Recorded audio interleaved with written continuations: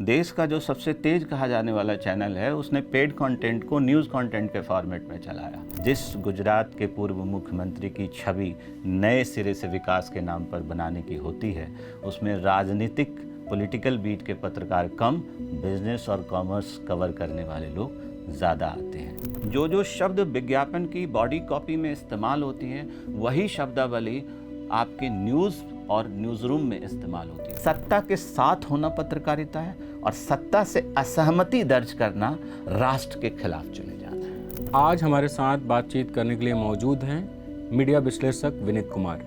हाल ही में इनकी एक किताब आई है, मीडिया का लोकतंत्र। सामान्यतः ये माना जाता है कि मीडिया 2014 के बाद काफ़ी तेज़ी से बदला है, लेकिन जो आपकी किताब का जो कवर है उस पर लिखा हुआ है, साल 2014 के बाद मीडिया का चरित्र पूरी तरह बदल गया।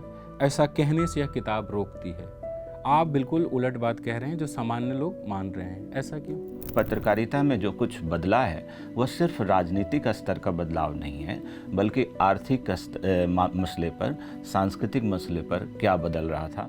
आप यदि मीडिया को, जो मौजूदा दौर का मीडिया है, उसे समझना चाहते हैं तो आप 13 में जाइए, 12 में जाइए, 11 में जाइए, 10 में जाइए, 7 में जाइए, 5 में जाइए, 3 में जाइए, और तब आप समझ पाएंगे कि ये 14 का जो डिस्प्ले है वो ऐसा क्यों है। और अभी आपने जो कहा उसके बाद लगता है कि प्रधानमंत्री, जो अभी तत्कालीन प्रधानमंत्री हैं नरेंद्र मोदी, उनकी स्थापना में PR एजेंसी की बड़ी भूमिका रही। कैसे? वो सिर्फ खबरें और फीचर और प्रेस कॉन्फ्रेंस मैनेज नहीं करते हैं, वो पूरा एक इमेज बिल्डिंग का काम करते हैं।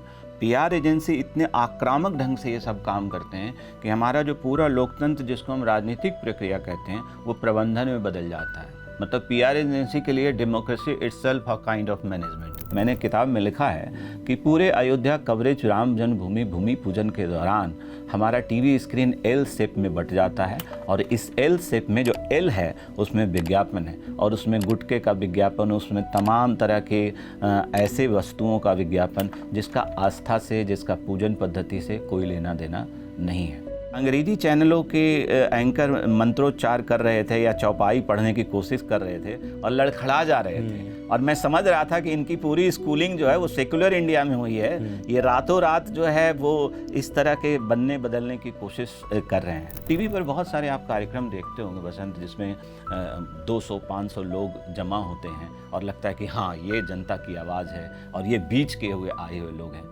कभी पता करने की कोई कोशिश करता है कि यह कार्यक्रम होता कहाँ से है, उसका स्पॉन्सर कहाँ है, किससे बात हुई है, वो जो पानी रखा गया उसको पैसा किसने दिया है। तो लगता है कि यहाँ पर सब कुछ बड़ी ऊंची आवाज़ में बात होगी, लेकिन चीज़ें बहुत प्रायोजित होती हैं।